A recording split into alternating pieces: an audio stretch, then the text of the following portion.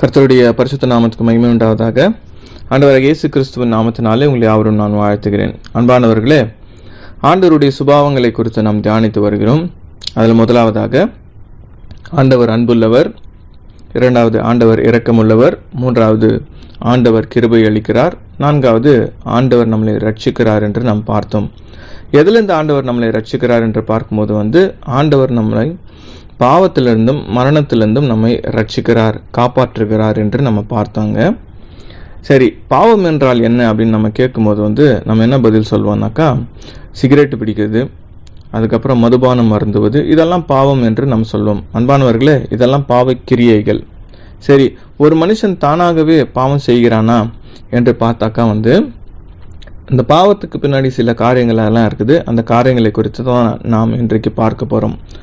முதலாவது, ஒரு மனிதன் எப்படி பாவம் செய்கிறான் என்று பார்க்கும்போது அந்த பாவத்துக்கு பின்னாடி ஒரு வஞ்சனை இருக்குது, டிசிட்ஃபுல்னஸ் இருக்குது. சாத்தான் நம்ம என்ன பண்ணுறான்னாக்கா ஒரு மனிதனை வஞ்சிக்கிறான், ஏமாற்றுகிறான்.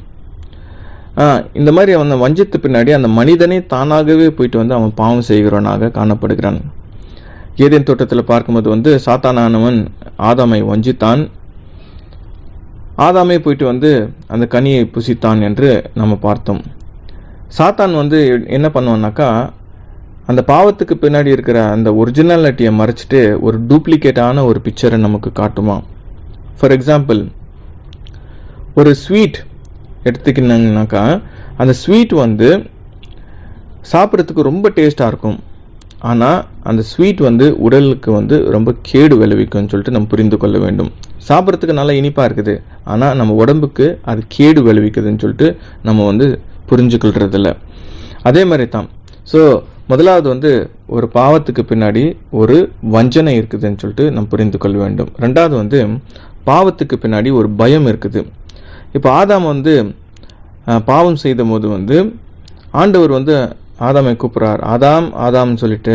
அப்போ ஆதாம் என்ன பண்ணுறான்னா, போயிட்டு ஒரு மரத்துக்கு பின்னாடி அவன் ஒழிஞ்சுக்கிறான். ஸோ நாம கூட சில தவறுகள் செய்யும் போது நமக்கு கூட சில பயங்கள் எல்லாம் ஏற்படுகிறது. ஸோ ரெண்டாவது பார்க்கும்போது பாவத்துக்கு பின்னாடி ஒரு பயம் இருக்குதுன்னு சொல்லிட்டு. மூன்றாவது, பாவத்துக்கு பின்னாடி ஒரு இருள் இருக்குது. பாவம்னா இருள், பரிசுத்தம்னா வெளிச்சம், சாத்தானுனா இருள், ஆண்டவர்னா வெளிச்சம். அதுக்காகத்தான் ஆண்டவராகிய இயேசு கிறிஸ்து என்ன சொல்லுகிறார் என்றால், I am the light of the world, so those who follow me will not walk in the darkness. நானே இந்த உலகத்துக்கு வெளிச்சமாக இருக்கிறேன், என்னை பின்பற்றுபவர்கள் இருளிலே நடக்க மாட்டார்கள்னு சொன்னார். சரி, நான்காவது பார்க்கும்போது பாவத்துக்கு பின்னாடி ஒரு சாபம் இருக்குதுன்னு சொல்லிட்டு நம்ம புரிந்து கொள்ள வேண்டும்.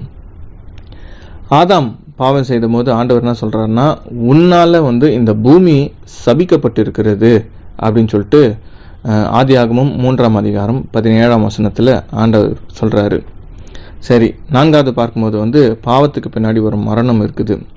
பாவத்தினுடைய சம்பளம் மரணம்.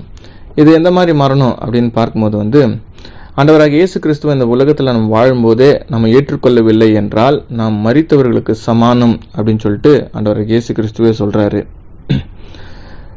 இந்த பூமியில பிறந்த ஒவ்வொரு மனுஷனும் மரிக்க வேண்டும். இது முதல் மரணம். ரெண்டாவது மரணம் அது நித்தியமான ஒரு மரணம்.